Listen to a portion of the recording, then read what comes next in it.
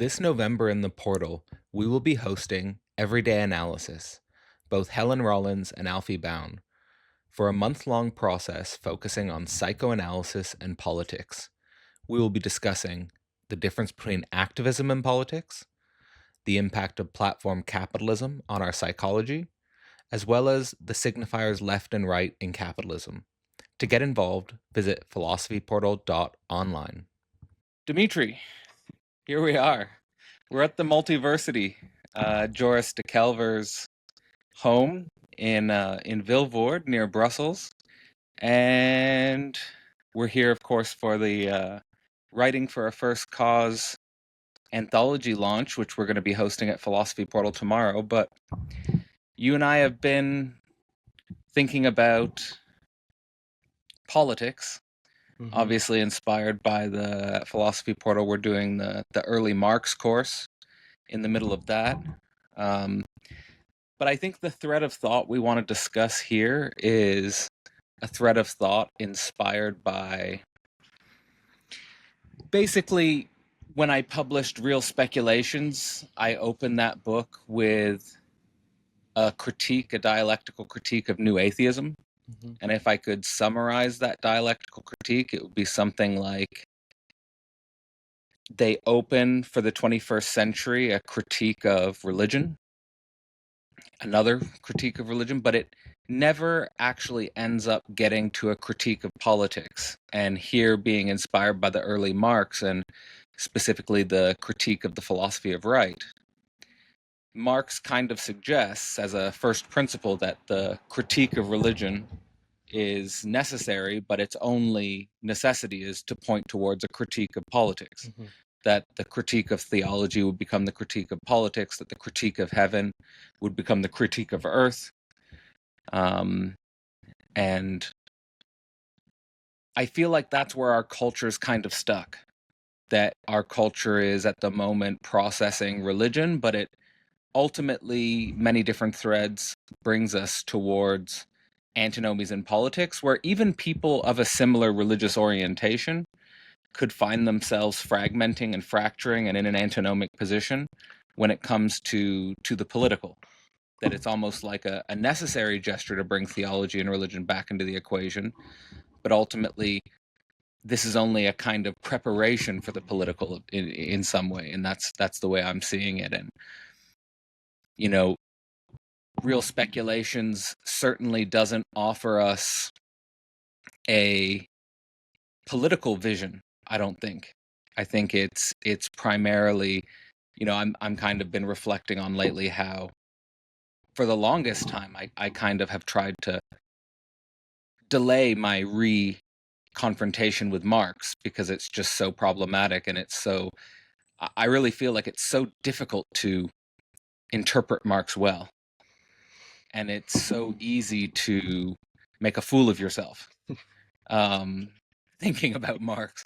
And at the same time, I've always known that I have to go back and confront it and that I can't avoid it completely. And I feel like Marx, like his name and his reputation has such a stigma, and people have so many preconceived ideas about what Marx means that it's hard to have a good conversation about it. And in many ways, let's just try and have that conversation. Sure. And in the early Marx course, we're trying to do that work because we're trying to really educate ourselves in a way. And I think we're well positioned to do that because at Philosophy Portal, we've been studying the foundational text by Hegel. And of course, Marx's work is dripping in Hegelianisms. And so I think we're in the right mental space to sort of see where Marx is coming from intellectually internal to his own position, where he's still trying to individuate and differentiate himself from Hegel.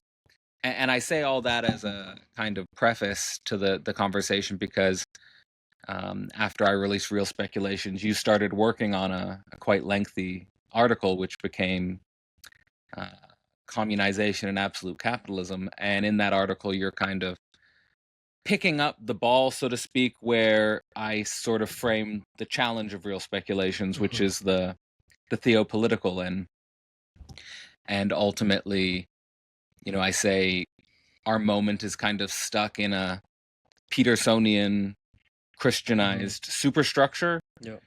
but that I see the work at Philosophy Portal and the sort of networks we're moving in as trying to think within a Zizekian frame of absolute knowing and rethink socialism, rethink communism. What would that mean? And that again, religion isn't going to get us all the way. Eventually, we're going to have to poke the political bear. So, yeah, with that as a sort of opening, maybe there's a few different threads there that you could pick up on, whether it's what was inspiring about real speculations, what started to get you to write about communism, and Yeah. and we go from there. All right. Yeah. So, yeah, thanks for having this conversation. In the intersection of religion and politics is very uneasy, to say the least, from what you said. And I think that has been very determinative of me in my life. Also, given what we've been thinking and the writers and the thinkers that we're thinking with. And so, an example I want to give here is that when I was a teen, I didn't see the point of philosophy, but I did see the point of critiquing religion, because I thought that religion is so obviously an archaic relic that we should just get out of the window, and why does it even exist? So I thought it was very funny how Richard Dawkins and everyone was poking at religious figures. But when 2016 hit, and especially afterwards, that wasn't sustainable for me. That type of worldview that, okay, religion is just stupid, so let's bash the irrationality and the unscientific nature of religion, right? The unmaterialistic nature of religion. And I thought, okay, but why? What are we doing it for? Especially given that our political situation is increasingly irrational.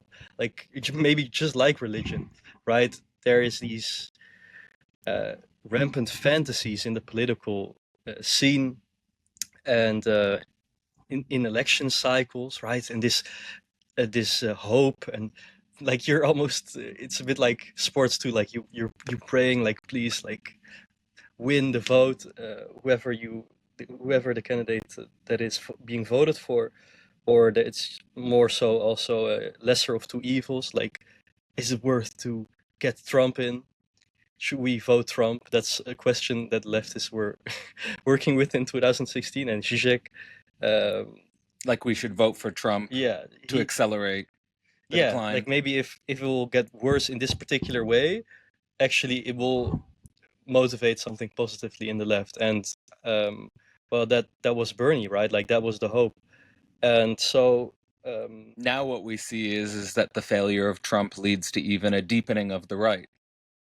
Like that's what I'm picking up is like I'm picking up there are people on the right who are becoming disillusioned by Trump, but not so that they go towards the left, but so that they go even further right. So yeah. And so I think that, coming from this critique of religion in my own life, and then seeing how liberal democracy can't contain what I thought was common sense, namely the whole Bernie wave, right? It's common sense that people should have universal healthcare in the US, that we shouldn't do these imperialist wars as the West. It was wild to me how Trump won, even though it was so self-evident that Bernie was just a reasonable dude that really represented the majority of people, right? Also, especially the working class and the middle class.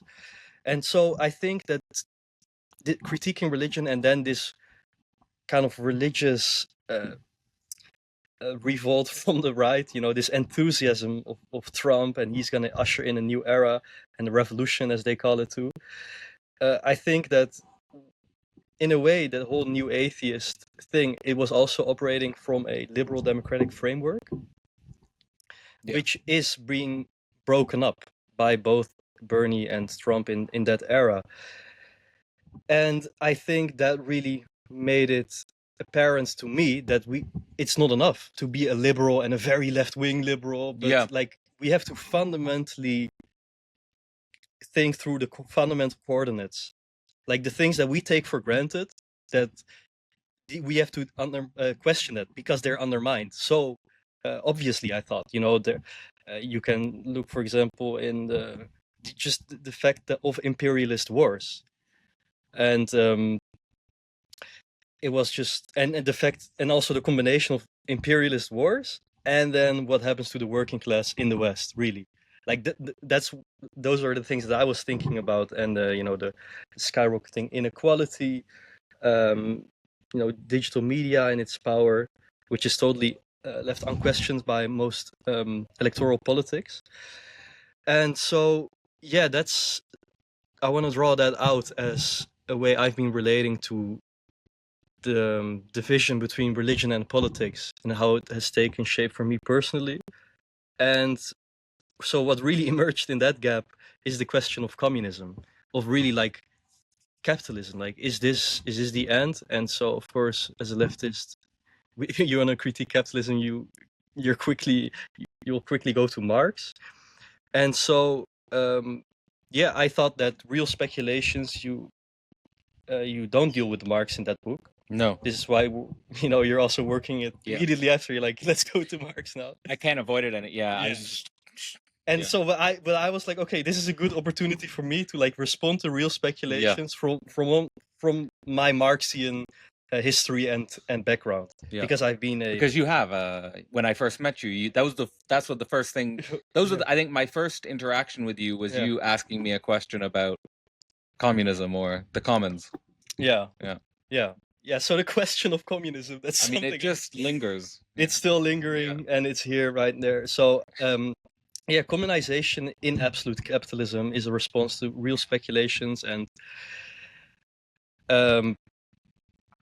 it's really the question also of the singularity of lack, which is kind of how the religious stage of spirit ends, right? It ends with the lack in the other, the death of God, which emanates as the lack of the subject, right? So there is the unity of thought and being, or the unity of self and the world, which falls apart, and what's left over is the excess of the subject, right? The drive, so to say.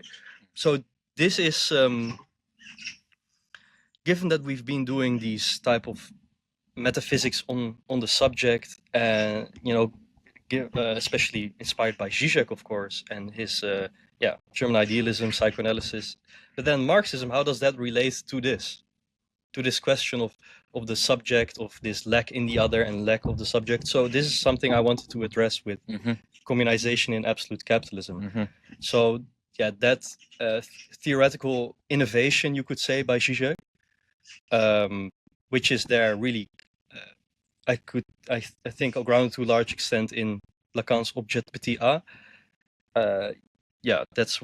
That's what I wanted to work with in terms of politics. Yeah. Well, I think that's a great start. I mean,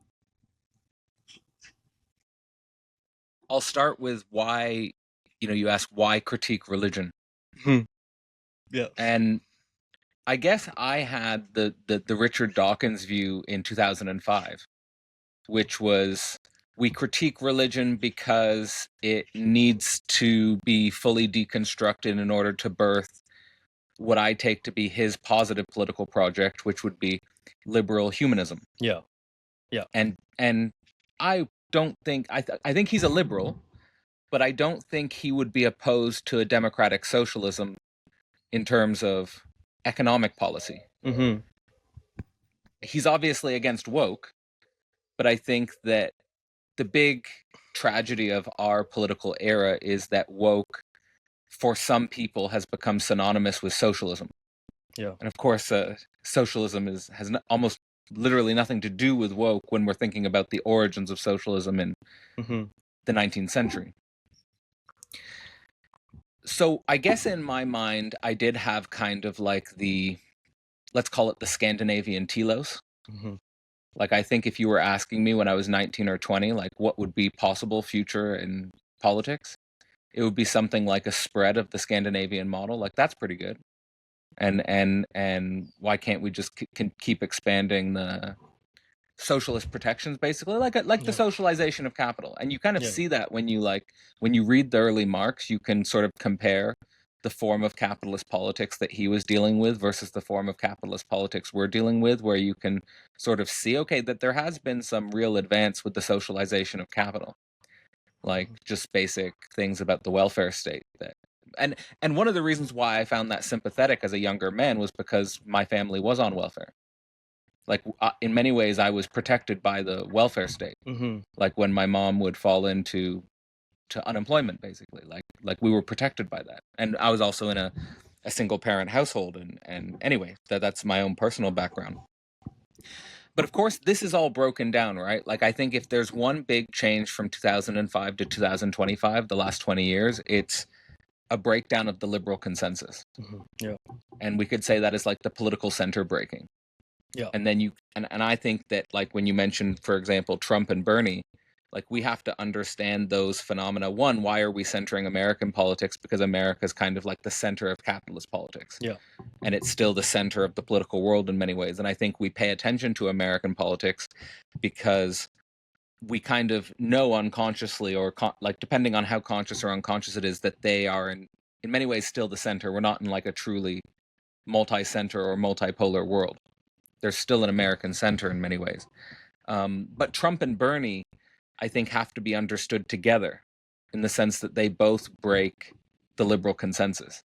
They both break the party political system, Yeah. To the left and the right. And, I recently watched, for example, Cenk Uygur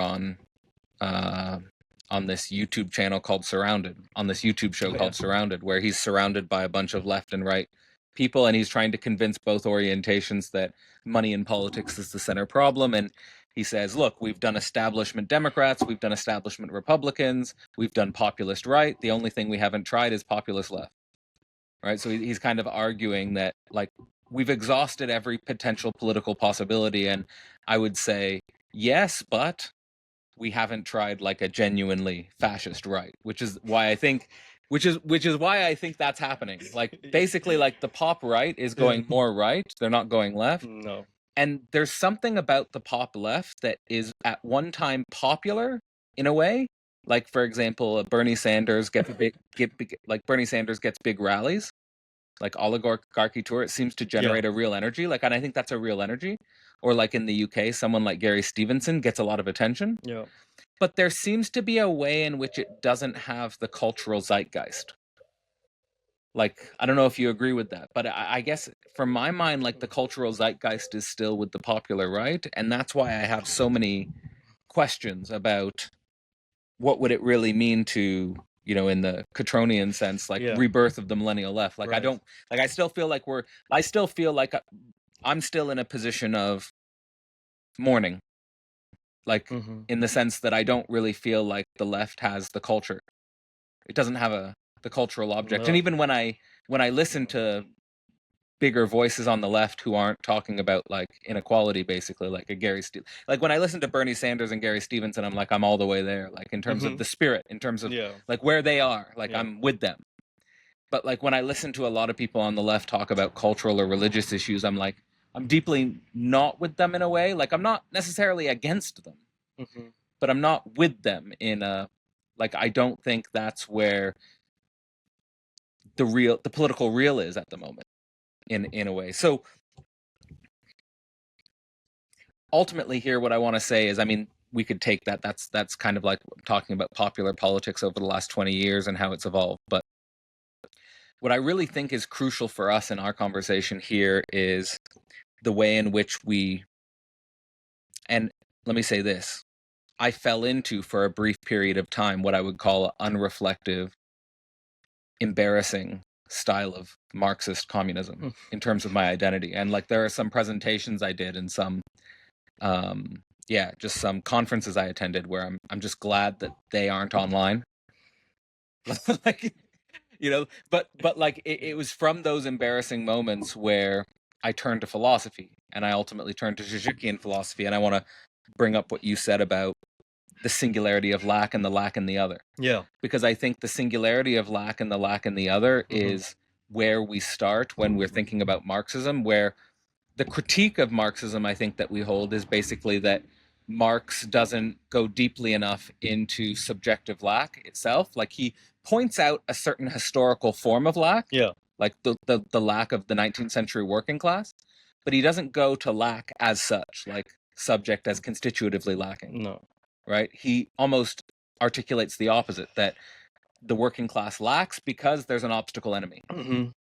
Right? Yeah. And then he also has an image when he talks about communism, like we covered in the economic and philosophic manuscripts. He kind of has a view of communism that is a full other. Yeah. Where specifically, for example, the individual and the species being are unified with itself. Right? And It's total vibes. It's like worldwide vibes. Worldwide vibes. Like it's just like a dope global party. Yeah. Right? Like and right, and I can't deny that, like, while I'm reading that, like, there's a big part of me that understands why that's attractive and understands, like, and there's a certain rationality to it as well.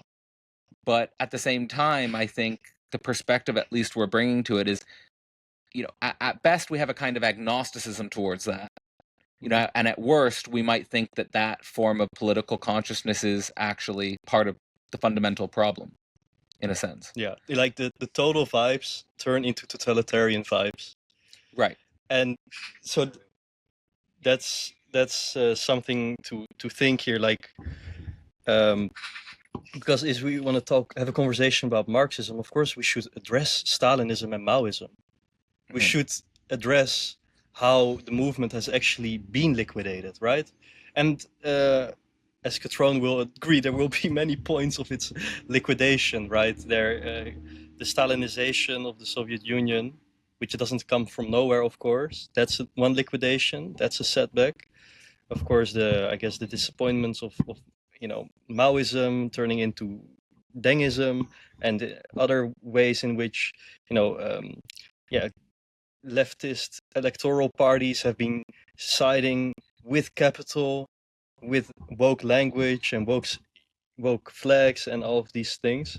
And yeah, so if we're at this point where today, if you talk to people who don't really like, might do a little bit of intellectual things, they would say things like, okay, the left is when you want the state to be big. So if you're a communist, you're very left, so you want the state to be humongous, like world communism. And then in the Netherlands, we also have this. I think that's the biggest symptom, by the way, of right-wing critique. Yeah, so one more thing I'll say on this. So in the Netherlands, it's also here in other European countries. I'm not sure if it's also so much in the US, but it is said that you know, you can be partly right-wing, so you can be, let's say, right-wing on economy, but then you are left-wing when it comes to gender, or you are right-wing with gender, so you're homophobic, and then you're left-wing with economy. So this distinction is the liquidation of the left. There's no left here. Both options are right-wing reifications.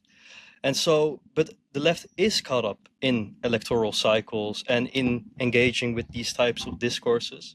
And so it's utterly castrated here also to tackle the more fundamental questions that you just brought to the table, namely religion, culture, and these things. So yeah, I am seeing on the one hand the reality of election cycles and how determinative they are in our history. 2016, I don't have to say anything more about that, but at the same time, getting caught up in the discourse of the electoral cycle really shows, like, oh, there's no left that is constituting itself apart from it. It's just caught up in the winds of, okay, and now this happens, and now that happens, and right. Yeah, so I have a little bit of an allergy to electoral politics, even though I see that they're very important and real things can happen on the terms of, like, socialization of capital, or also perhaps, you know, closing the borders. Like, who knows what's going to happen with that, you know, or universal basic income. Like, when I think about universal basic income, people associate it with something left wing, but I think that the right might as well do it too. There Like, are figures on the right speaking about it too. yeah, Yeah. I don't think if we are going to come to a point where we're really like in the shit with unemployment and other problems, why wouldn't they just usher that into to save themselves? So yeah, we're in a very convoluted space today. It's totally different from Marx's situation, right? Like the extent, like how big this state is today is nothing like Marx, right? And the welfare state has made a lot of great concrete things possible, but Yeah. at the same time, I think we should fundamentally question, what's like. Okay, so the left. I'll give another example of the liquidation of the left. So one that emerges with the Soviet Union's, as you would call it, National Socialism, or the socialism in one country, Stalinism. What happens with that Yeah. is that in the Western left, there is a question of, okay, is the route now reform or revolution, right? Because the Bolsheviks were supposed to show that the real route to revolution, in the case of Russia, for example, of the communism, is revolution. There was, of course, a view of like there will be linear progress. It will be purely like electoral, or at least there won't be big explosion like in Russia. That was what the Second International was working with. And so yeah, this question of reform or revolution, I feel like it's still debilitating to the radical left. Mm. Like, which one should we do? Should we just be radical in the DSA, or in some kind of Bernie type association, or should we become Trotskyists or Maoists or Stalinists, or maybe something adjacent to anarchism? Or there's many flavors, but it's all the same ingredient, right? Which is it's kind of it's kind of an abortion, or maybe like the afterbirth of the death of the left throughout the history of the last 200 years, I would say. Mm. Yeah, since the French Revolution, really. Yeah. Well, on that point of abortion as a metaphor, Chris Catrone, actually, I was looking through Marxism and politics, and I just searched the term pregnancy, Mm-hmm. and there are a number of times where he makes the same point of thinking of the process of capitalism, socialism, communism as a pregnancy. Mm-hmm. Like, what are we giving birth to? Mm-hmm. And I think that's a good metaphor. Yeah. Bringing something to term, a labor. Yeah. Right, like this is a very powerful metaphor to think through. And I think one of the reasons why it's powerful is because we all associate pregnancy with a temporal process that ends and has a result, namely a child. So you don't stay in a pregnancy forever. But one of the ways in which I think we've come to see capitalism and capitalist politics is as eternal. Yeah. Like it's always going to be here. Yeah. And I think that there's even like a nihilistic, a negative moment of Marxist politics in the 20th century under negative dialectics, where we come to see liberal capitalism as eternal. Mm-hmm. And actually, it's never going to end. And it's kind of like when the left accommodates itself to that metaphysics, then it can't not lose in a way. Like it can only lose. Yeah. Yeah. The way I understand it is like if I've been thinking about it like a fractal of negativities. Like I'm thinking about modern politics as a fractal of negativities from the birth of the nation state, Mm-hmm. let's say 1776, 1789, to the contradiction of the liberal nation state with industrial capitalism, 1848, to the attempt to forward a socialist politics in 1917, to affirmation of global plurality, multiplicity in all dimensions in 1968, and now 2016 as a kind of breakdown of a liberal consensus. Okay, yeah.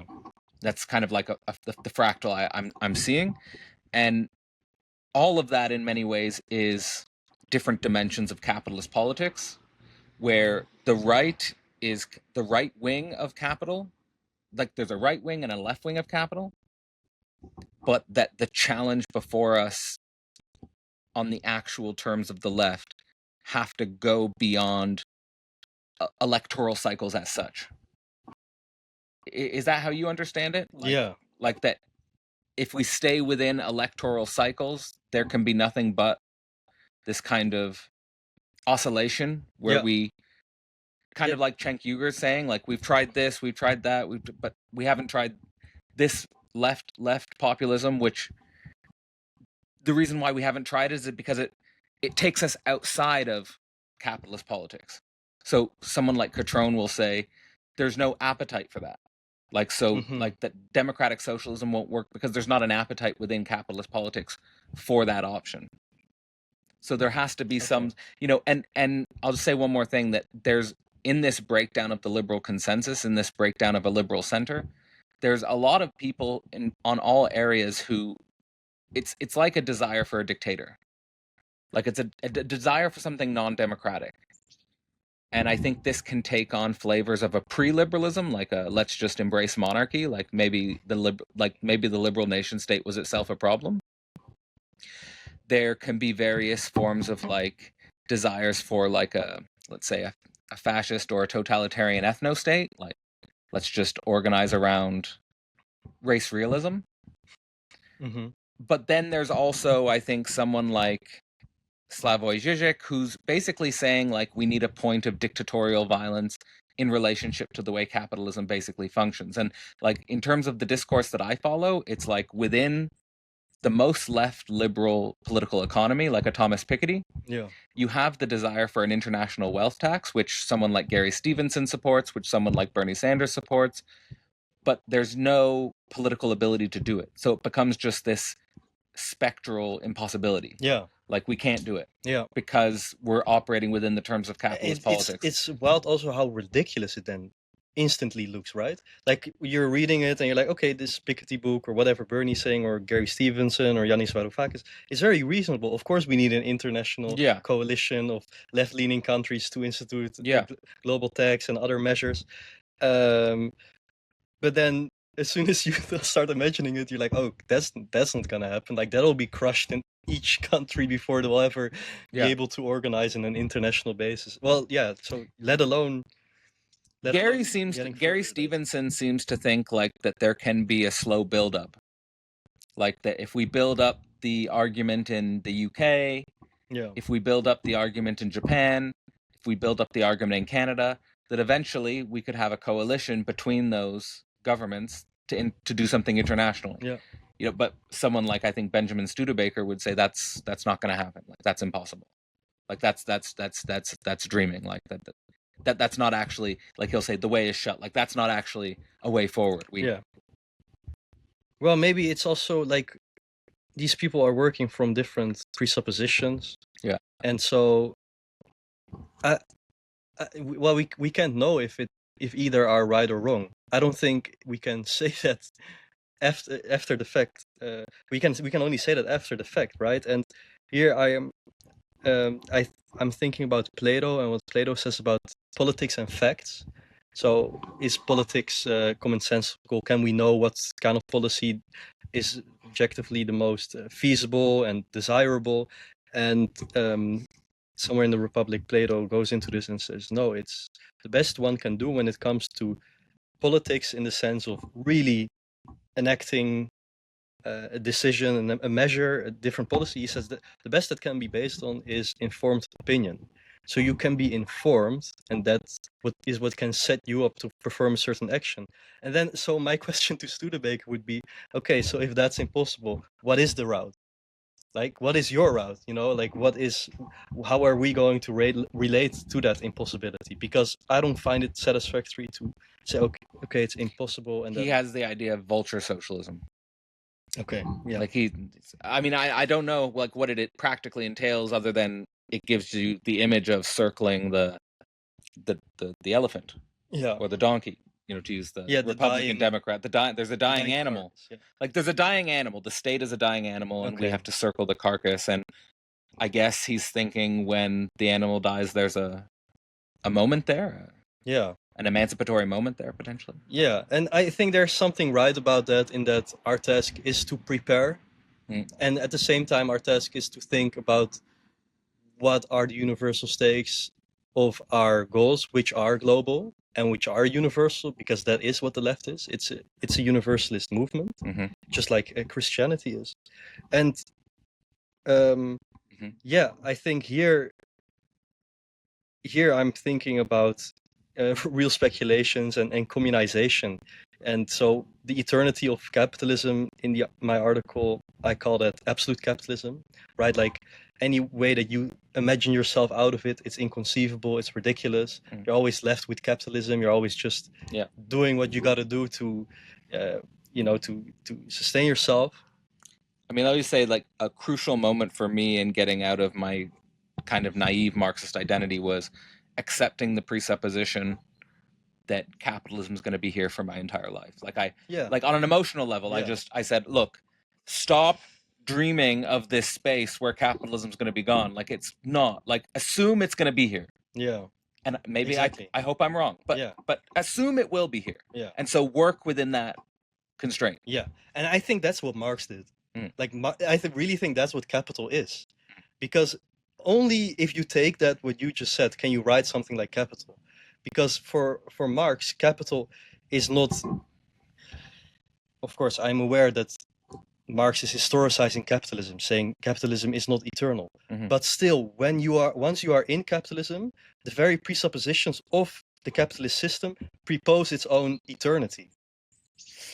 And so the way bless you, the way that those relate, like capitalism is historical, so we can imagine our way beyond it, but then capitalism is eternal because every way we imagine ourselves Yeah. beyond it it's quite ridiculous if we really go for the global universal scale. So that's the space that we are in, and capitalism is a space in which this contradiction comes up.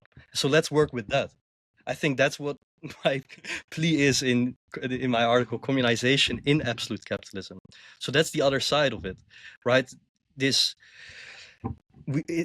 this fact of the contradiction shouldn't resign us to work within a liberal democratic framework, because no, like that is, if we are resigned to that framework, that will reproduce what we are seeing now, namely the surge of right-wing populism and its radicalization, the powerlessness and liquidation of the left. And so yeah, what is communization? I always take what Marx said in the German ideology. It's communization is a synonym of communism. It's not something else, and it's communism as the real movement. So the communism, as Marx says, is the real movement that abolishes the present state of things. Now we can go into what that means, but communism is not an imaginative ideal over and beyond capitalism. It's literally how we are working within capitalism and what we take ourselves to be responsible for and what we decide to do with that in our practice, right? Mm-hmm. And so this emphasis on practice is of course a very popular thing in the left. Yeah, praxis. It's not about what you think, it's about what you do. And Zizek's big intervention, of course, going along with it, like, living also through this Bernie moment, is saying, think, don't act. Yeah. Think, don't act. Not to like be resigned to what we live in and let's say like circle around and just observe, but really because like if we've been pushed into this corner to force to think the fact that there is no seeming, like there's no evident avenues, and so it's really the time of real speculations, like of thinking within the imminence of of capitalist politics, whether that's pop intellectuals like Richard Dawkins and Peterson, and like the discourses developing there, or electoral politics as they develop in the West, and also what these don't touch or repress, namely the question of capital, and what that is. So yeah, I think as soon as we start working with this, we're in a totally different space that is a type of conversation. I think it allows to have a type of conversation that I think it's so needed. really, because like and it's a kind of radicalization of the failure of the left again, that like we have to rethink our fundamental coordinates. So for me, part of rethinking those fundamental coordinates was actually distancing myself from using words like Marxist or communist. Mm-hmm. Like, and you picked up on that, right? Like in real speculations or in writing in general, like I don't identify as a communist. I mean, and part of that move is kind of similar to the way I relate to Christianity as an identity. Like I don't identify like as a Christian in a direct in any traditional direct way, because I feel like the identity can sometimes get in the way of the thinking process, or it can limit the thinking process in a way that I found maybe I wasn't ready for. Maybe I shouldn't just critique that completely, but like I felt like it was dangerous. And I feel like I needed to readdress those presuppositions on a fundamental level. And in sort of now coming back to it, not only teaching the early Marx, but like just exploring politics directly in a more, you know,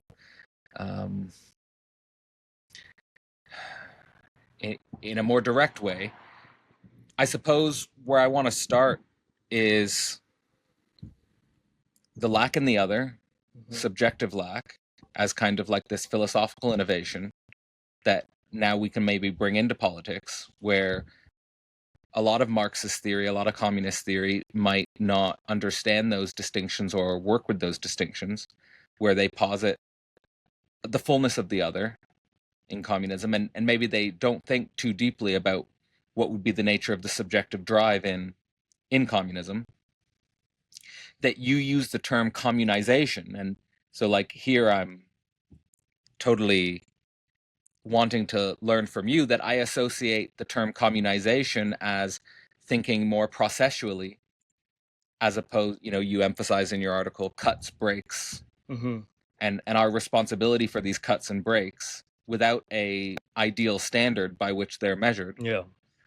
And even saying that a communist who holds any cut or break towards an ideal standard of, let's say, a fully realized communism is a kind of fetish or a symptom.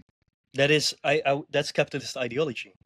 I think that's it, and that's again absolute capitalism, right? Like it's like, okay, maybe there's a way out if I found the right ideal with the right coordinates and the right logic, and then no, that's a capitalist way of thinking. And so, of course, in the history of the left, there has been critiques of opportunism, right? If you're too opportunistic, you're too much making use of the situation, and you're like foregoing your principles. So people will critique Lenin for being opportunist, or Stalin for being opportunist, and Stalin critiqued his own people for being opportunist. And just like in Maoism, this is a huge thing.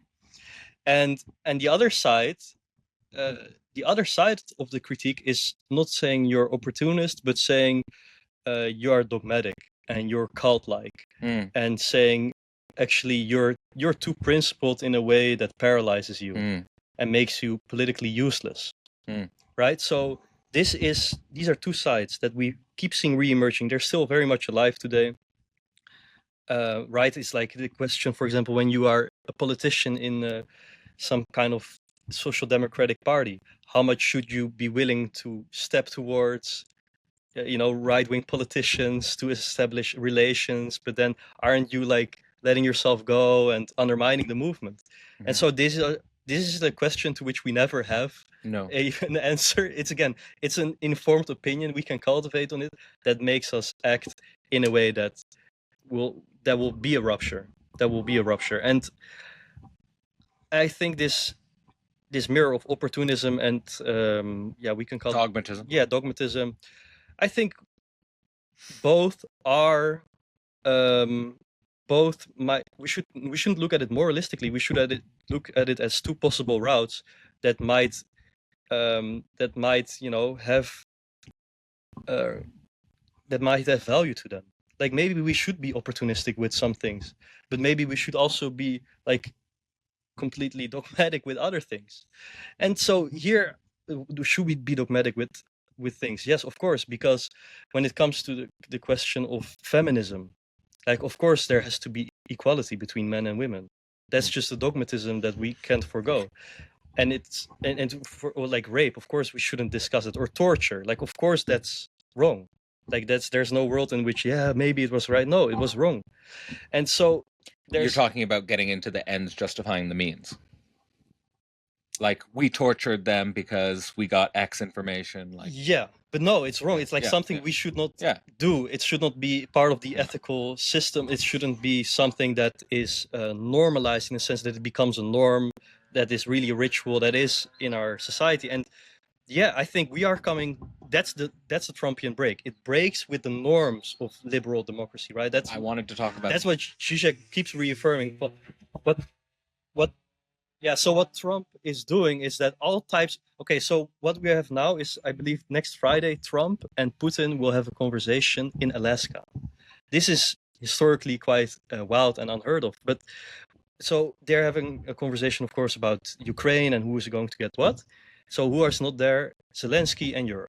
That's the big thing, right? Like, maybe with the liberal democratic consensus, it would be all the parties involved, but we're beyond this. It's like Trump calls Putin and they're like, okay, fuck it, let's go to Alaska, which is weird because, it's very dangerous also for Putin even to go to American soil, I'd say. Given all the vested interest in intelligence agencies and other things. So, of course, I have no idea what's going to happen and what will be the result of that talk. But it's evident that Europe and Ukraine aren't there. So they're setting a different norm of how we should relate internationally, right? Like, if you are powerful, just reach out to your biggest enemy. Don't really think about like ethnic minorities or national minorities or, parties that also have stakes. But if you just can. So yeah, that's the liberal democratic consensus breaking down and establishment of new, liberal fascist norms. And so we should also, that's my second point, so we should be dogmatic on certain things. We should also be opportunistic if we look to these type of things. And this is what Zizek is saying with, yes, Trump is a dictatorial figure and we need a dictatorial leftist figure. Like, we should see that openness which Trump co-created and was in the wake in, and be like, okay, now it's it's our turn to like go to another side. So that's a point that we are going towards that point increasingly in the West in terms of the middle and liberal democratic consensus breaking down. So, but these are questions that are questions of communization, I would say. Like, instead of saying, you're not a purely leftist enough, or instead of saying, like, how do we not be dogmatic, or some things like this. I think these are all debilitating ways to think what we are actually in, and also how Lenin worked. Like, Lenin is something that Zizek really wants to think about, and I also really appreciate that about Cutrone. That Cutrone is very. Going to bring that up. Yeah, he's emphasizing again and again. The way we conceive of Marxism is not like, we can't do that without Leninism and Lenin and the role of Lenin. So, in the same way, we can't return to Freud and pretend that Lacan doesn't exist, right? Right. Or Lutheran Christianity is probably similar, or Paul and Christ, maybe a better metaphor here. But so yeah, that's the point of Lenin. If you really look at all the tension in the Russian Revolution and the Civil War they had, like, leftists were slaughtering each other. They were slaughtering each other, whether it was Stalin's secret agency, or whether it was the revolts from workers and the Communist Party, shutting them down, and killing them. And yeah, and so I'm not here making a moralistic argument against like Marxism or Leninism or Stalinism, but I think we're so caught up in like saying, okay, but was 20th century right, and what can we take from that or not? And no, what I agree with what Zizek says. The break of 1989, like the fall of the Berlin Wall, that's it. Like that was the end of that socialist type of experiment, and we're in a different, totally different situation today that also requires of us that we fundamentally rethink what it means to be left today, what communism and capital mean today. And you've talked about this also, given the different industrial revolutions we've gone through, right? Yeah. It's not just the Marxist. It's not just the one that also was there in Marxist time.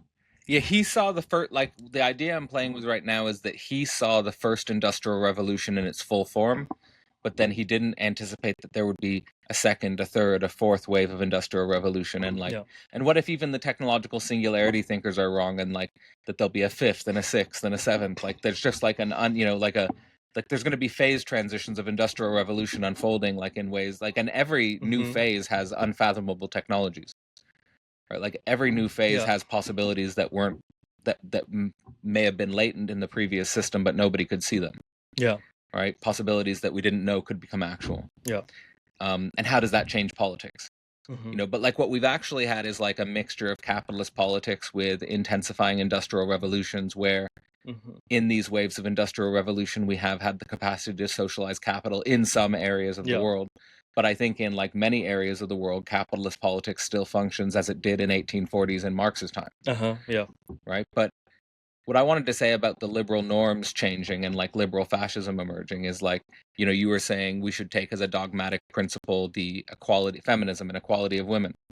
And I think what I see in the liberal fascism emerging is like that presupposition is being discarded. Yeah. Right. Like these presuppositions that we take as dogmatic liberalism. And I think this is like the practical stakes of the sublation of liberalism, like, right? Because I was just listening to a podcast which was critiquing and deconstructing liberalism. And they're like fascist post-liberals, you could say. And they're not going to see the situation as a post-liberalism that's putting capitalism into question. They're just putting liberalism into question. Right, so they're putting like the superstructural ideology into question, but they're not putting the base of capitalism into question. Yeah. Whereas we're trying to sublate liberalism and capitalism by saying that actually no, like the universal dogmatic principles of liberalism, like for example, equality between men and women, like yes, women having the right to vote is not a symptomatic problem that we need to pull back, but actually something that we need to lift further. Yeah. That this is, kind of the stakes of why I'm saying the culture is kind of lost. Like where it seems like the culture has been lost to like the more liberal, like where the norms are being redefined at the moment in terms of a liberal regression, not a liberal moving forward. And it's not clear how to counter that slide or what the concrete actualization of that slide will be. I mean, I know Zizek says this movement just won't work. But like, how far will it go before it doesn't work? I mean, that's that's my question too, right? Nazism. I just listened to a podcast with Nick Fuentes where he on Sam Hyde's show, where he's literally like, he is one of those guys who's disillusioned now with Trump, and he's literally calling forth a Hitler-like figure, but not in an ironic way. No, like in a very straightforward way. And of course, I've been taking the principles of this liberal fascist turn or like this post-liberal fascist turn to be kind of based on race realism. Like, I don't think it's too much of a straw man to say like that's the thing that annoys them the most. Yeah. Like that's the thing that bothers them the most. That's the thing that it seems their discourse is targeting the most. And on that question, like in reading the early Marx, where Marx has all these ideas about the international working class, is like Marx didn't seem to take this seriously enough, and maybe he couldn't have. Like maybe he couldn't have seen it. But like if we're looking at like the birth of the nation state in 1776, 1789 up to 2016, and these fractal negativities that have transpired in between, like the system of our planet has genuinely gone global, which means that all of the difference within the human species is now politically unified. And I see like the post-liberal fascism as like, and forwarding a race realism as like a response to that. It's like there's real differences in the human species as a whole. We don't want an international synergy or like coordination. UN. We don't want Right. we don't want the UN. We Yeah. don't want the neoliberal world order. Yeah. We want reconsolidation of an ethno base, which I can't interpret in any way other than a regression to pre 1776. Like it's like a desire for a pre 1776 political economy. It is kind of like if Varoufakis is right about techno feudalism, then the superstructural ideology that would couple that would be a post liberal fascism. It would be like a pre 1776 superstructure to go along with that and justify that.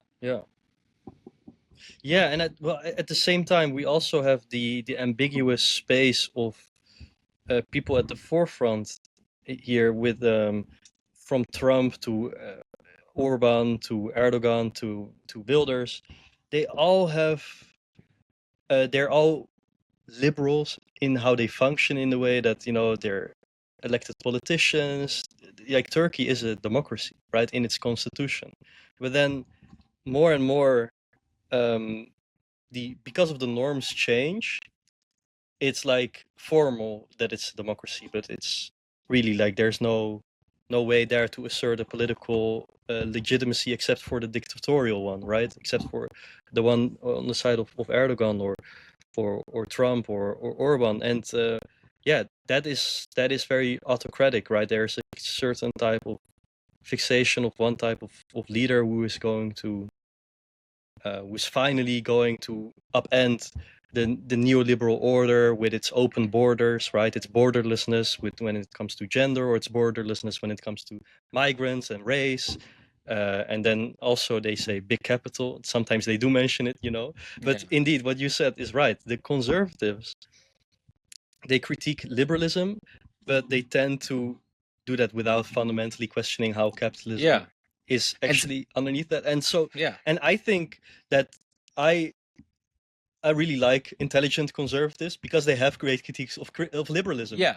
And this is where, again, I want to emphasize the opportunism that we should have today, which is really like, you know, that's our concrete condition today. This is concrete materiality. Like, they have concrete norms, and we should look at how those instantiate themselves against what do they do that, and how that breaking of the liberal democratic framework, you know, perhaps there's also an emancipatory potential to these things. So and because the alternative to that is what we are already in with a lot of the left, is basically, I think it boils down to this, in electoral politics a lot at least, to say, okay, the people are fooled, and you know, the right-wing populist is like instilling fear into the people, but we know the real facts. We know what's actually good, namely whatever it is.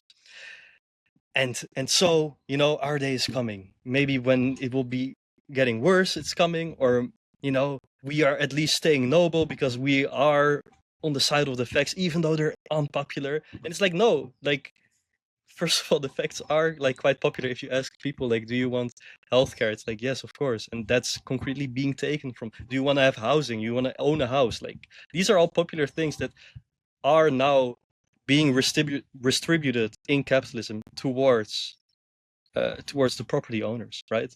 The distribution is already happening. It's just going in the wrong way, being concentrated in billionaires mostly, and other other bourgeois. And I also shouldn't demonize even the billionaires. We shouldn't even demonize billionaires here, right? That's liberal to do. Like, we should look at how it functions and how they function, sure, but for Marx, the question is really capital as a self-moving subject. This is crucial. So, yeah. Well, like, the distinction I was reflecting in the last class was that you have workers above the void, then you have capitalists exploiting workers, but then you have capital itself, which is in many ways parasitizing the capitalist as well. Even if their character mass doesn't care about that. But like, that capital is an inhuman force in Marxism. So to your point, like, we can't scapegoat billionaires. Like, like, reflective CEOs are a good point to bring up here, which is like, a reflective CEO will say, like, I've been listening to, as you know, like Mo Gadot, who's that Oh, ex Google CEO of tech companies. yeah. And he'll say, like, and he's basically a socialist, like saying, if we had regulations so that I didn't have to only maximize profit, I could have done something with my company that I wasn't able to do within the structural coordinates of global capitalism, where Yeah. like the only thing I can do is increase profit. And if I don't increase profit, I'll be replaced. Yeah. Or like the two options are I increase profit, or either I'm internally replaced or I'll be externally outcompeted. Yeah. So like that's the ecology. Yeah. So I think the crucial thing is to build alliances between different classes. And that's like that's an approach that Gary Stevenson takes, which is like he on some of his recent videos, he says, I have a message for the lower class. He gives the message. I have a message for the middle class. He gives the message. I have a message for the upper super rich. Here's the message. Right. Like, and he like, and there are people in the upper class who, as it were, turn on their own class. Like they are class, like they become Class traders. They become class traders, right? Where like they are for basically higher levels of regulation on wealth and international regulation of capital and more transparency of capital flows and capital mobility. But like I want to emphasize here, like we're dealing with an inhuman force. We're dealing with like an like Zizek will talk about it like an abstract monster. Yeah, it's an abstraction too. It's an abstraction. Yeah, and so the abstract monstrosity of capitalism, that's capital presupposes its eternity, but then, as you put it too, capital destroys capitalism. Like it doesn't only hollow out the working class, and like capitalists. It hollows out capitalism, but it also right, like the eruption of wars is in a way the breakdown of really like a liberal trade relationships. And so we don't have really a global market, but we have global monopolies, right? And Peter Thiel makes that argument that as soon from in 0 to 1, like if you want to succeed at doing business, you want to be a monopoly. That's the first thing and the last thing you want, the end all be all. Because as long as you can do that, that's where you're actually out competing competition as such. And so you don't want competition, right? You don't want competition, and that competition there's really something good about that competition. And I do think that that's really also being like if you look at Western social democracies, it is really wonderful what was possible, and that tons of people in the middle class being able to own houses, being able to start families and live lives where they're not worrying about being able to pay the next rent. And I don't want to glorify that time of Western welfare and social democracy, like post World War II. Yeah, post World War II up to the 21st century. Maybe. Yeah, but it has happened. It has definitely happened. So yeah, but capital can socialize itself, but maybe it can only do that as an effect of war, right? Like maybe capital, like as soon as it socializes itself, it also starts.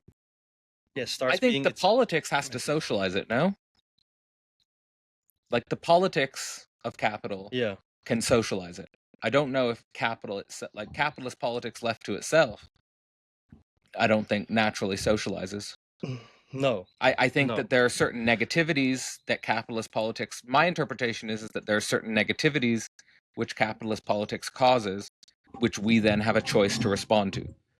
It's kind of like the absolute capitalism, the negativities of it, and then we have a choice to introduce a communizing measure. If I'm going to use your so if we want to start thinking about that, and that's, I think it nicely ties into what you said about really reconciling with the fact that capitalism is eternal insofar as my life goes. Like I shouldn't be thinking about the way out, and so its eternity is broken. It breaks all the time, right? In COVID, it broke. Supply chains. We're going down. Prices of all these simple commodities that we take for granted, we're skyrocketing, and so we're gonna have more and more crises. War and natural disasters are two of the foremost ones, which is not like global tipping point. I don't really believe in that. I believe in a multiplicity of chaotic eruptions, right? There will be crises all around, and there will be no anchoring point. It will not be just this one tipping point of disaster, I think. And so, but yeah, it is indeed in each of these disasters that's where we can question capitalism in the first place. And maybe that's fine. Like maybe we also don't always have to question capitalism, right? Maybe there's nothing wrong with a middle class lifestyle and a bourgeois liberal, and historically, like, that has worked, and that was fine for people and in the type of ideology. But I do see this type of frustration channeling into a resentment for the rich and the middle class and the elites in leftists. And so, yeah, what you said about Gary Stevenson was like short circuiting and saying, no, there has to be some type of, you gotta work with you gotta work with money, like you're in capitalism, right? And so there you gotta work with the subjects who are like millionaires or billionaires. And he was a trader, right? Yeah, and he was a trader. Yeah, he was a trader, and he lived through a crisis. He was seeing the crisis. He made money off the crisis. He made money off the crisis, and he chose not to. So he chose to take responsibility, and that's. He seems to still be making money off the crisis, but he's still taking political responsibility. He'll say that, like he'll say in his videos about day trading. He'll say like, "Dudes message me about day trading." Like, "Dude, you're competing with me. Mm-hmm. You're not going to win." Yeah. Like anyway, but like the point is that he works with capital.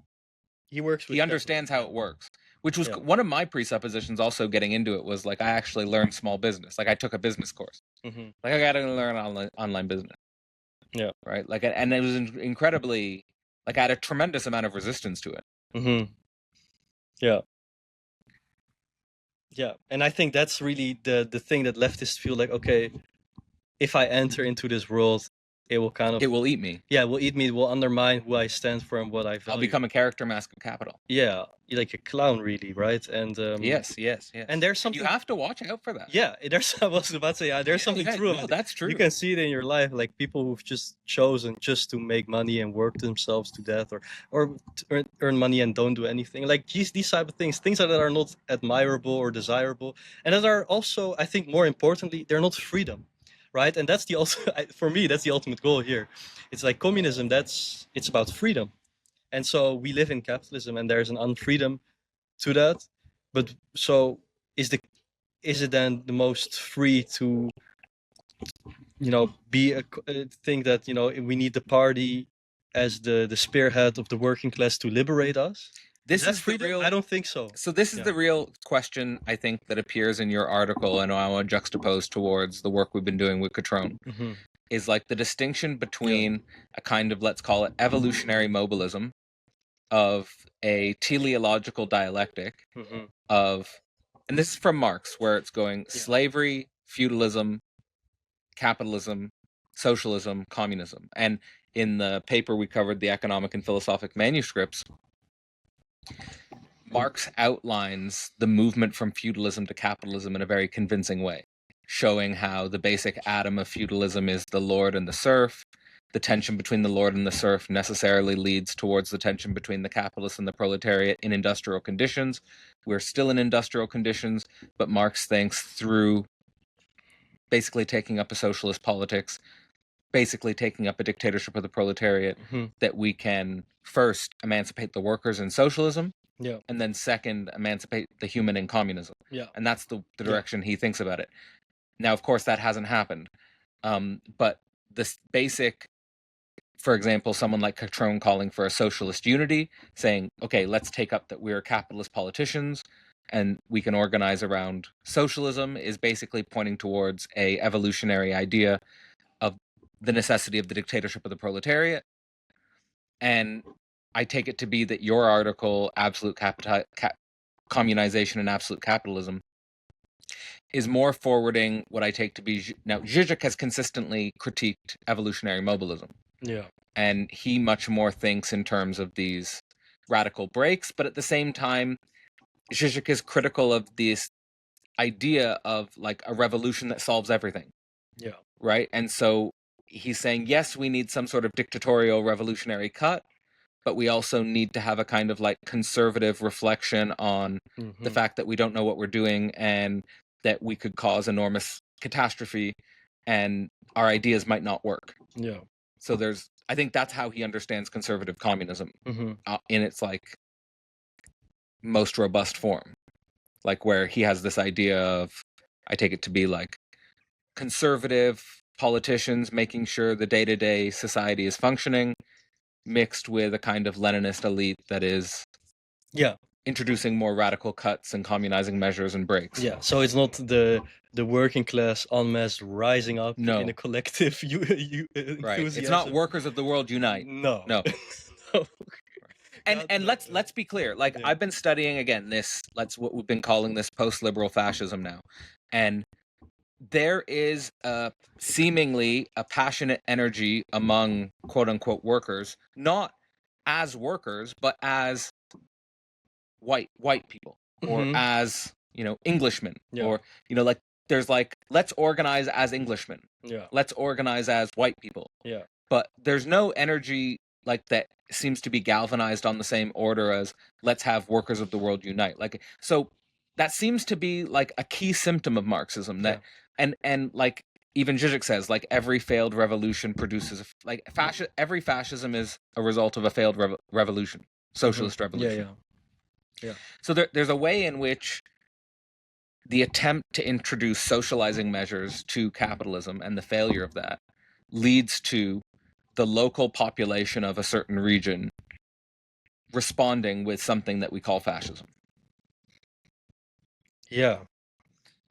And how do we think that? Yeah. Like, I mean, and especially in the 21st century, where I don't think it's going to be like the 1930s. I don't think it's going to be like the Nazis. Not necessarily. One, I don't even think it might even have the character of a national socialism, because it looks like you have these internationally linked fascist organizations, like where, like the guy who just started a whites only intentional community in Arkansas. Yeah. He's linked with people in Europe. Yeah. Like he's probably linked with like guys in the Restore Britain, or he's linked with the AFD, or there's going to be like a networked phenomena here, and a pan-Europeanism, probably. Well, yeah, I think the fate of Europe is really a super difficult question, right? Because pan-European, yes, but they're all against the EU, right? And one of the foremost goals of right-wing populists in Europe is actually to destroy the institutions of Europe, right? Because it's technocratic, elitist, and it takes away the sovereignty of the parliament in your country. And so I do want to acknowledge that, like, the EU has set aside the sovereignty of the parliament in a way that is really huge. Like, if the Europe wants something and the Commission agree and the European Parliament agree and the Council agree, it will happen. And if the Dutch Parliament vote against, it doesn't matter. It doesn't matter at all. So so we have been repeatedly violating our own constitution. Of course, that's happened in many European countries, but there's something great about that. I think that's really where I'm also not willing to give up on the EU. Like, why national sovereignty? Why is that the end all be all? Because honestly, capital is like national sovereignty is a chimera, right? It's at the behest of international capital. So that's really the question. And the EU is a mess and it's not there to deal with international capital. But it is a type of, I would say, there's a type of universality we find in Europe that's quite unique, it seems to me, right? If you would want to make United States of Europe, it's not, there's not a linguistic basis of unity. There's also not a shared flag that people really identify with. So I think there is a need indeed for, like, if the EU is going to survive as an emancipatory thing, as also like trying to realize its liberal goals, that needs to go through a radical centralization and a dictatorial point. And I think the euro is a good example of this, that if you look at the way the euro works, everyone who studies the euro says that it will basically cease to exist if things keep going the way they are. Oh yeah. Because it's unsustainable. Yeah, because there's such a different types of economies in Europe, and then you have all the questions of political sovereignty, and so the North pays for the South all the time, and that the North eventually doesn't want to do that, and then the South doesn't have money, so it will enter into crisis, so the North will have to pay even more, things like this. So but the answer here is not get rid of the euro, but it's like let's radicalize. Let's see what can we do. And politics happens in these impossible points of negativity. For example, that's it. If things go the way they're going, we will have to get rid of the EU. Sorry, we'll have to get rid of the euro. Yeah. Right. So that's a radical point of negativity. Now, I think a response to that that's intuitive and on the level of representations would say we need to get rid of the EU. Like, let's go back. Yeah. Right. And the reason, that's easier. Right, it's intuitively and representationally easier. It's like then they're gone. Then they're gone, and we can just go back to the way things were. Where, remember when we were England, guys? Yeah, look, we had our own coin. We had our own coin. When we go to the market, we're buying fruits off an English lady, right? The poor people in the corner that they're white. Let's just go back, right? Now all the people on our streets are black and brown. But the harder thing to think is what has never existed yet. That's fundamentally harder to think. Yeah. And it's also a little more terrifying as well. Yeah. There's a way greater chance that you're going to introduce something that goes wrong. There's a way greater chance you're going to make a mistake. That's Marxism, though. Yeah, it's the choice to choose. Yeah. To think what has never existed before. Yes. So I'll say one more thing about that. That in my comparison of philosophy of right, Hegel's philosophy of right, and Marx's critique of the philosophy of right, when I'm reflecting on both of them together, I'm like, everything Hegel's describing exists. Still exists. It's the model he's using with some tweaks and adjustments. Basically, that's what I see. Yeah. He's describing, but that's his task. Because he's describing what is. He's the owl there, describing what is. Yeah. Not the vulture. Not the vulture. He's the owl, right? And he's not the rooster. No. Right? And now Marx is the rooster. And he's crowing. But Zizek is the peacock.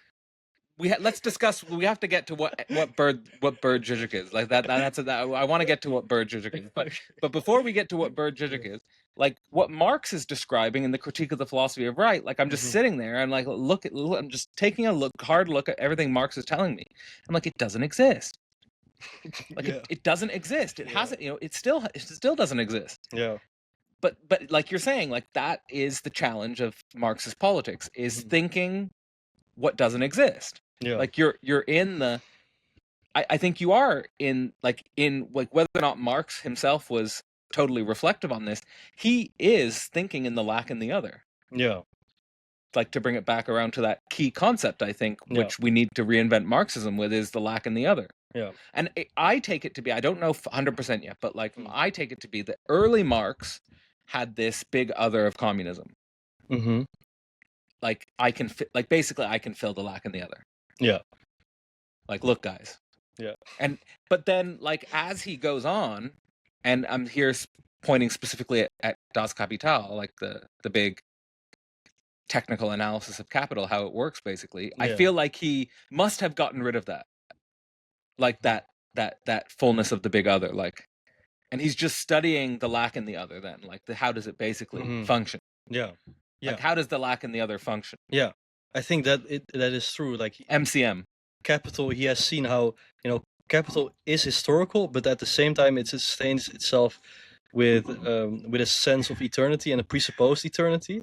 And that's how one analyzes capital, to really see, okay, there is liberal self-interest on the market, which is principally equal. Yeah. But then that presupposition has to fundamentally repress proletarian subjectivity and the working class and its immiseration and the contradiction of being a citizen but not having property, right? As Cutrone will put it too. And so that's the point of unreason of reason that shows you Marx did think the lack in the other as capital in its immanent logic. And at the same time, I want to mention the critique of the Gotha program, because I really like this text, because he it's never been published, by the way, like many of Marx's texts. It was never published. Why was it never published? Well, okay, so it was written as a critique of the Gotha program, which was a program for a party, the Social Democratic Workers' Party of Germany. So really like the place to be, right? And really, fundamental organization of the movement. And so he wrote this scathing critique. And the story goes that Engels actually wanted to hide it from those people, because it was just so vicious. And so I do think that maybe Marx really also had a lot of difficulty on how to relate to capitalist politics and that part of this equation, and because capital is in the volumes of the works of Marx, it's a kind of it's beyond politics in a way, right? It's a self-serving mechanism. It's MCM prime, and it's inhuman and it's abstract. But then what about political responsibility? That's what it is about. That's what it's about. But I don't see how capital bridges that gap. And I think the critique of the Gotha program, if you juxtapose it to capital, I think that gives us the tools to think, okay, how did Marx think about that? And so and so these are things that perhaps Marx was premature in a way, and did not have the. I love the comments that Hegel has in the Philosophy of Right of saying, okay, look guys, like civilization takes thousands of years to develop, and Christianity has been a huge revolution in universal history, and about freedom, especially of slaves and women, and the free essence of the man. So humanism of course comes from Christianity, that's indisputable. But then Hegel also comments on saying, like, look, beware to not do this, to not quickly think you're the end all be all of history that's going to usher in the new era, right? There is a certain type of reluctance of Hegel to lose himself in the poetry of the future, as is one of the descriptions of communism, right? The poetry of the future. And so that's what Marxism is doing in 1848 manuscripts, the poetry of the future. And poetry can be nice. Bertolt Brecht, he wrote also poetry about how communism will be. When you read it, you can have a laugh because it's very ridiculous. And I love art. I love to do art, and I want to do political art too. Or my art is always already political, and so there's a space for that. There's a space for dreaming. There's a space for imagination, and also in terms of politics. But when it comes to like living now in capitalism, like capitalism really also works by its perverse structure, which uses like us to keep on going, and imagining communism might completely align with capitalism. So we shouldn't do the poetry of the future, but as one, I think Gilles Dauvé was one of the people of communization that inspired me. He said, when someone asked him, what is communism? He said, just read Capital. Like what Marx is doing in Capital is he's describing communism. He's demonstrating communism. And of course, there's no difference. There is no way to oppose capitalism to communism there, because he's describing capitalism. He's not even mentioning communism, right? There's no ideal standard towards which he's measuring capital. It's like capital is a system that has certain presuppositions, but then there's also a retroactivity to them. So as I like what you said about the science of logic, we can read it being, essence, concept, but also concept, essence, being, and that's capitalism. Capitalism uses both logic, so it can grow from ideal to concrete, or from concrete to ideal, and that's non-orientable, which is also why it's so which is why we're such in such a predicament, and we can just affirm like the correct poetry of the future as the solution or the resolution of a contradiction. Like we're in this nest of contradictions. So yeah, that's where communism is found, and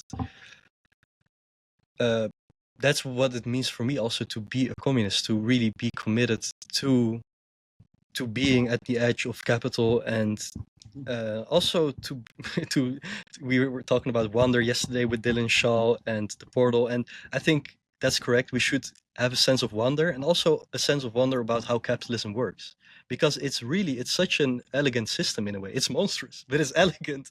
And I think Marx was very well aware of that, and he bought stocks and he was enjoying doing these type of things. So there is a way in which that's a kind of perverse, dirty enjoyment that Marx had, of like enjoying, let's say, the eloquence of the logical structure of capitalism.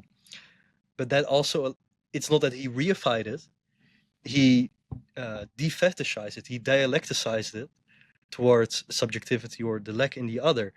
And so I think that's a kind of psychoanalytic operation that Marx is performing on capitalism, which which I think it's a necessary starting point for today. Like looking at Marx is performing kind of psychoanalytical operation on species being in capitalism, but then which has universal ramifications. But then there's this, like, if you just take that, you're not gonna really have a sense for what the freedom of the subject is. And I think psychoanalysis has a lot to offer here of what does it, the question of freedom, what does it mean for subjectivity? And for Lacan, this immediately opens the door to think madness, right? Madness. So not a resolution into a poetry of the future, but the madness of the poetry of the future, right? And and so at the same time, psychoanalysis itself doesn't like, you can face up to the lack in the other the whole day and despair or dread in it or be subjectively destituted in it, and you can still not question the basic, like basic functionings of capitalism in your life. Like there's like, psychoanalysis is a liberal thing.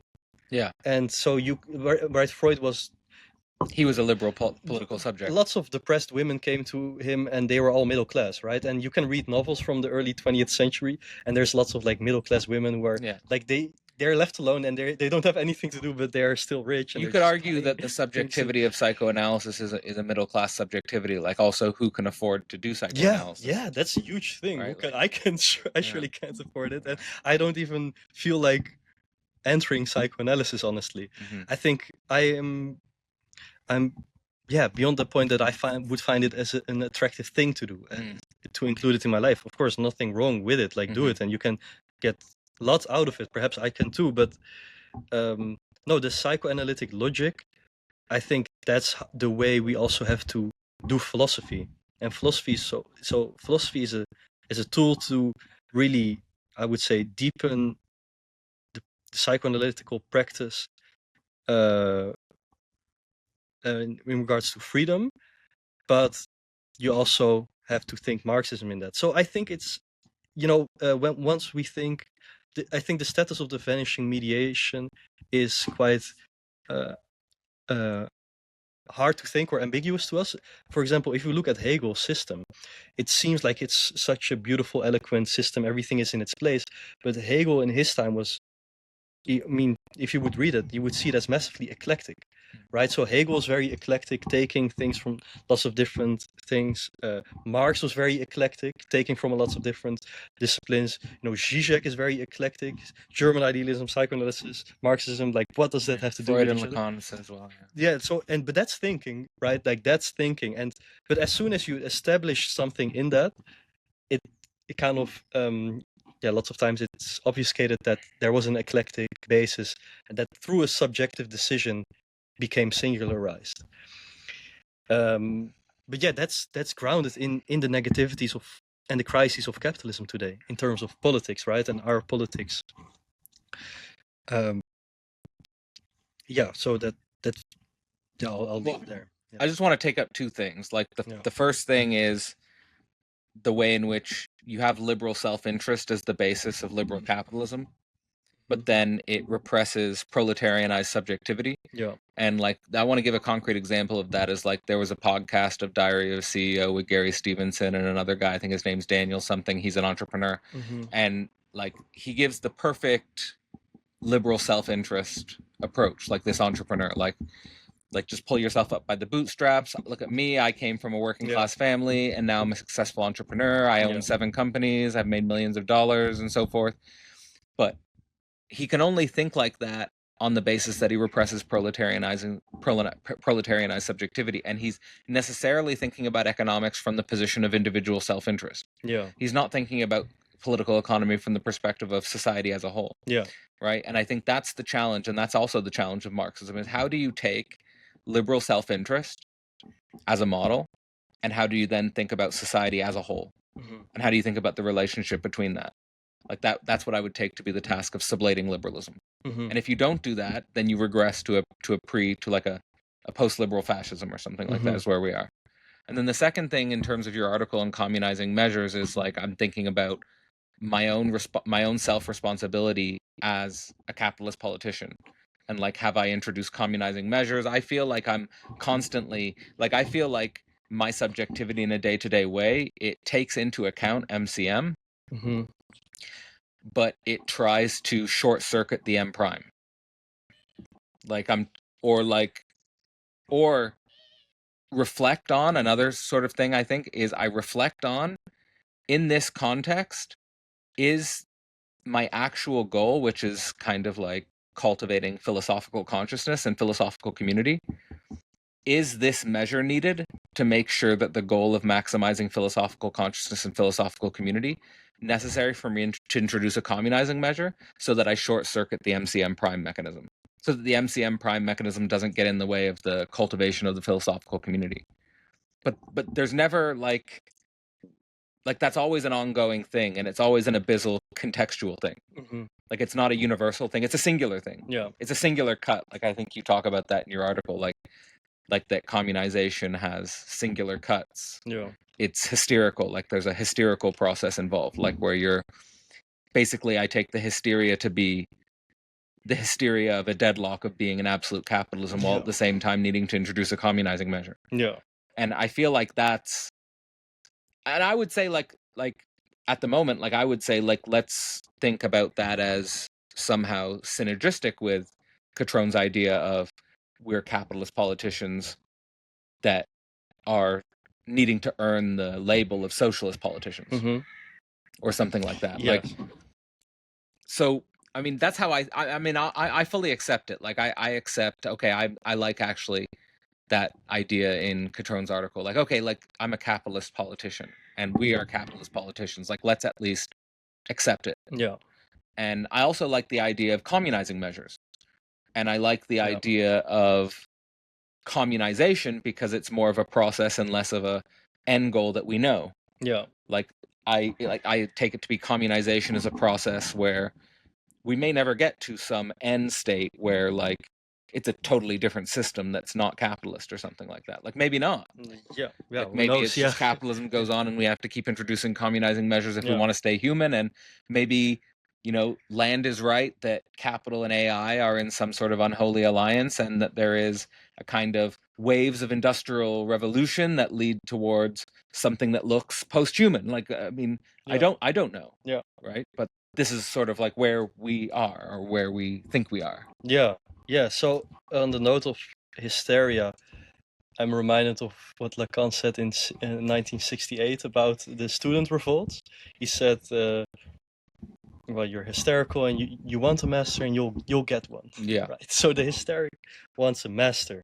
Like, pacify my hysteria, right? That's what the hysteric wants. And we can see that on the left and the right, right? When we see people who are tending towards right-wing populism, it's like, finally, there's a master. Like, Trump tells us how we can enjoy. Yeah. Like, we can finally laugh now, we can finally laugh about black people, or laugh about women, or laugh about stupid leftists who are against Trump. Woke. Yeah, or just against Trump. Like, you are against Trump, you're such a loony. So, yeah, so people want masters, hysterics want masters, communists want masters, and that's also the danger of the Communist Party. Like can we acknowledge that hysterics want a master? So what do we do with this? I think the liberal democratic, the neoliberal answer to this dynamic, which originates in '68, I think, and as Zizek also says, culminates with Trump now, the type of particularist vibe, and I think that's like the Hillary Clinton type of way of saying, well, like the liberal democratic order is here to stay. So you're just like a crazy madman and you're all deplorables, right? And well, that there's a kind of fixity and melancholia there too, like trying to hold on to something that's slipping out of the liberal democratic framework. But this type of thought is also very much a type of university discourse. So you're not referring to another type of master figure, but you're saying, no, it's the liberal democratic framework. It's universal human rights. Our parents or our grandparents fought in World War II. Like it's this type of like, but now we're in this real institutional form. So one of the things I draw out in the article, thinking about the singularity and decision of the subject, responsibility, and communizing measures is also okay. So if capitalism can have university discourse that goes along with it, with liberal institutions, and it can also, the populist right channeling of hysteria into a new master, it can also take that. So hysteria is not some kind of answer. It's something that will be confronted with in the crisis of capitalism, and we see where that's being channeled as a reaction to university discourse too, right? And that's also why there's something feels maybe like funny or liberating about the right-wing populism, in that's like finally we can talk about other things than we used to do for like the last decades, right?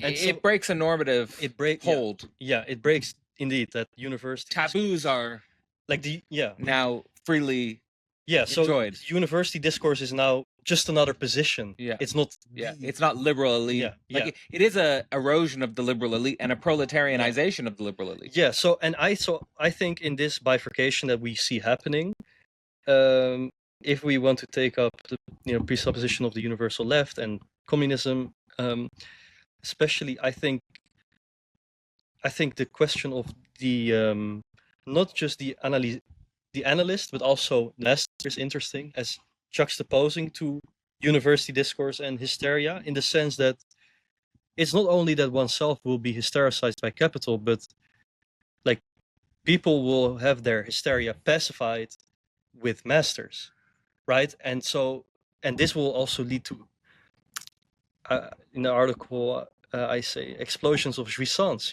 and so what does it mean? Maybe it sounds abstract, but this means war. Like this means that we are going to enjoy the voice of our master, we're going to heed his calls, and we're going to sacrifice because we are finally put in our place, we know what to do, because we don't want to take responsibility, right? And Freud was great on this, saying we don't want freedom because that means we're responsible, and being responsible means that it's your fault. It's like you fall back on yourself, and that's that kind of hysterical point. So I think that yes, the communist will as a communist will be dealing more and more with breakdown of university discourse into master figures, explosions of surplus jouissance, and can we take up the role as not only the analyst, so not only bring these people to a real silence, which they need, but then also to be like, sometimes you fucking need a master. Like sometimes the people need a master, that's like sometimes you need to take up that position of I know better for you than what you know for yourself. And I think there's one paper in the Acree anthology, what was it, on the cruelty of love, by right? Cinziano. And I think that's it. Like sometimes you're gonna be a cold motherfucker, but this is what they need. But do you? Well, it's your choice, man. It's like your choice to take. That's a political decision. Well, right? That's a that political actually decision. that actually has, ever since I took up absolute capitalization in my own life, Mhm. I associated with the disposition, I think derived from a quote in Antigone, Mhm. of love being colder than death. Yeah. Yeah.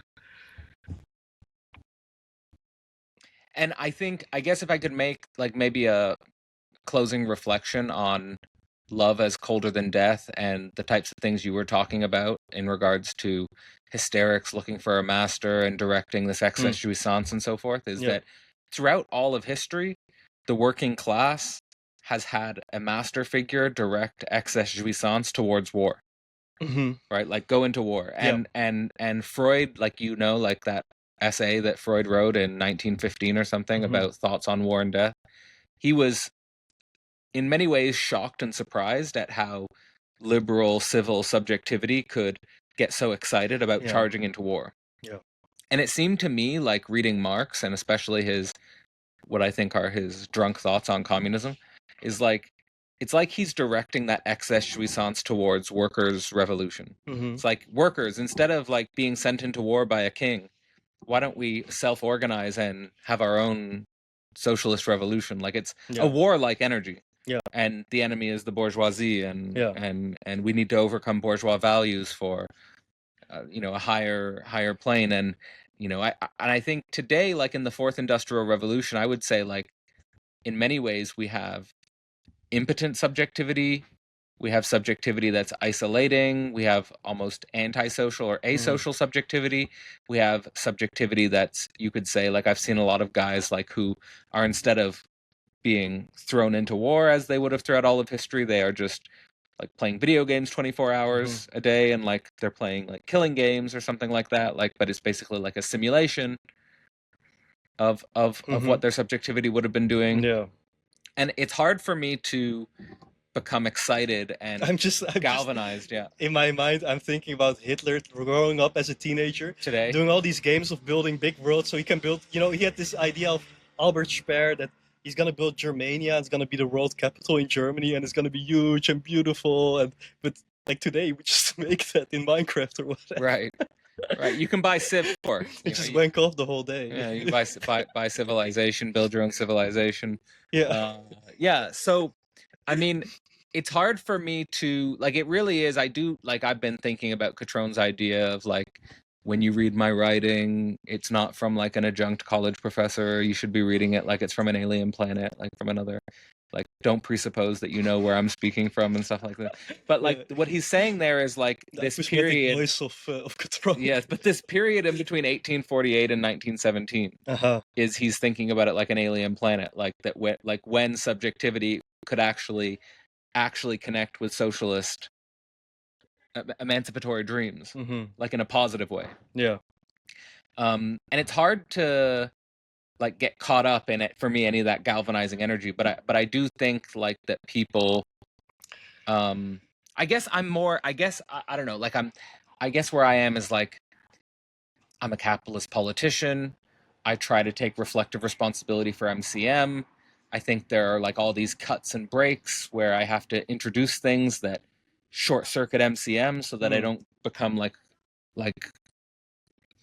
so I don't become what I would hate. Yeah. Right. And so that I can keep my original fantasy alive. And I do see, like, for me, there's a big break between local, like what I can do locally, practically on a day-to-day way, and international coordination, like party politics. Like, like to me, that link is just not there. Like, but like, should it be like we take small steps towards building links with larger and larger civil social bases? And I do see movements, right? Like mostly like Bernie, Gary Stevenson, Tax Wealth Not Work. Like there are movements, and I do think like that the pop right thing that we're following, it is in the zeitgeist. It's immediately the zeitgeist, but I agree with Zizek that it won't work. Like that it'll just get worse. Like it's just symptomal expression, which will deepen the problem, as it were. But in that, in Zizek's ideas, like maybe Zizek wasn't thinking deep enough. Like maybe Zizek said, like, let's vote Trump so that it provokes a left reaction. Maybe Trump isn't deep enough. It needs to go deeper than that. Like we need to get darker than that. Like it needs to get darker than that before there's a left. But I really believe, like, my view of politics is, and then I stop and give final reflections to you, is like my view of politics is very negative in the sense that I don't think politics comes from a positive inspiration. I think it comes from something negative happens and we have to respond to that. Like I don't think humans can, as it were, imagine, okay, in 2030 there's going to be some AI apocalypse which we're going to have to respond to, so let's get ahead of ourselves and like do it now. Like I don't think that's how it works. Like I think a negativity has to happen, like for example coronavirus happens, and then we somehow confusedly respond. I think that's how politics works. It seems also to me that that really brings together the universal and the personal, right? Because we were there in 2016, like following what was happening. We were there in COVID, and so that's also another sense of we, because we are on the internet and we're living through these same convulsions and movements and these same negativities.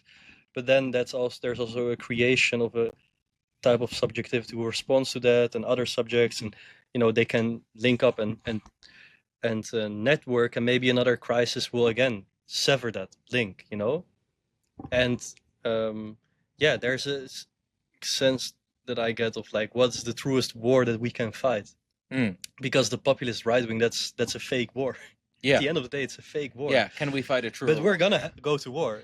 We're gonna go to war. So but what is the truest war we can fight here? And in Marxism there was this sense of the truest war is of course the class war, but then and that's also the holy war, the war to end all wars. But to get to that war we have to do it in steps, and it will be like this, we'll have national self-determination, and then within that it will be worker state doing it, and then that will bring us closer. And so of course then for some leftists it became fine to legitimize Hamas, because look, it's a true war. It's a war against Israeli imperialism. So this is a true war that we need to do even more true wars, like the liberation of the Palestinian working class in the communist movement, maybe. And so is that true? I don't think so. And so there's also a way which I think there's an evolutionary mobilism in this front too, of like national self-determination is emancipatory and will be let's say a tipping point to get to the point of a socialist self-determination of the working class. And I think we have to fundamentally question these presuppositions too, and perhaps that's really what we also have to throw out of the window when it comes to Leninism. Like maybe we're not there, that we can think in this way of liberation of national self-determination. Maybe that's the biggest success of the right has been, to say, yes, national self-determination. Doesn't all people want that? Blacks have that, indigenous has that, but whites also should have that, right? Then that's the answer that we got. And I just want to say the right-wing populism thing, what the logic I see is like and Zizek calls this anti-Semitic, but like he calls the right-wing populist support of Zionism anti-Semitic because it keeps the Jews in Israel. And it also normalizes a logic of the ethno-state. Like Jews can have their state if English can have their state. Right? Yeah, and so is it also, so does woke also lend itself to anti-Semitism? Like Wakanda. Like we have a black, like fantasy of the black, like a great black state. Yeah, and also just linking, like having this ladder of how oppressed you are. Well, where's the Jew, especially if they are rich? Like, it's talks about like this. That really shows us not that Jews are high up in the ladder or low up in the ladder, or that it's relative. No, it shows the non-orientability of these contradictions, and really that world history is also a war between concepts, right? Like there's a certain concept of your ethnicity and your religion being linked, and so that's Jewish. That's the Judaic identity, right? And so that completely breaks apart the way that we think in a in a liberal framework that does not take into that account, but presupposes a secular basis, right?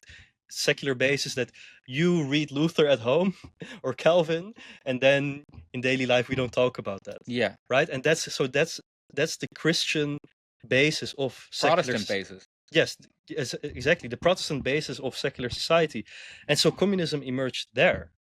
So that's a huge. That's what Marx thinks. Yeah, and so that's what Marx thinks exactly. And so that's something we really have to think in terms of theopolitics, right? And the poetry of the future and how it relates to this kind of yet another reformation. So yeah, I do really think that Zizek is in that lineage. We are in that lineage, thinking within all these thinkers and movements. And so yeah, there is I just, as a final comment, want to have said that hope is also a big problem here, or beautiful notions, beautiful ideas. I think no, like as you said at the beginning, there's been all these liquidations and abortions of the left.